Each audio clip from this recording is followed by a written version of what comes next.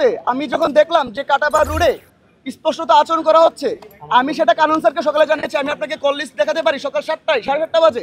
সেটা আজকে এখন বাজে 5:11, এখন পর্যন্ত কোনো ধরনের স্টেপ নেওয়া হয়নি সেই প্রার্থীর বিরুদ্ধে বা সেই প্যানেলের বিরুদ্ধে। কোনো ধরনের স্টেপ নেওয়া হয়নি। আমরা যে অভিযোগগুলো করছি 214 নম্বর রুমে, সেই রিটার্নিং অফিসার বা সেখানে যে পুলিং অফিসার আছে তার বিরুদ্ধে কোনো অবস্থা নেওয়া হয়নি। আমরা যে বললাম যে আসলে কালিগুলো মুছে যাচ্ছে, ওনারা দায়সারা বক্তব্য দিচ্ছে যে কোথাও কালি পাওয়া যায় না, এটা কি হাস্যকর ঘটনা না? আমার নিজের বাসায় পার্মানেন্ট কালি আছে, আমার নিজের বাসায় অমোচনী কালি আছে। সার্বিকভাবে আমরা মনে করি প্রত্যেকটা পয়েন্টের আসলে আমরা বিস্তারিত ব্যাখ্যা আপনাদেরকে আমরা পরবর্তীতে দিতে পারি। তবে আসলে আমরা অফিসিয়ালি আমাদের এই চাকসু নির্বাচন বয়কট করছি এবং আমাদের যদি বলি যে আসলে পুনরায় সুষ্ঠু নিরপেক্ষ নির্বাচনের দাবি জানাচ্ছি।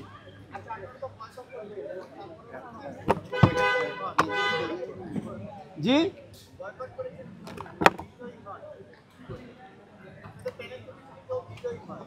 আমরা এই নির্বাচনে কোনো ফলাফল নিব না, গ্রহণ করব না।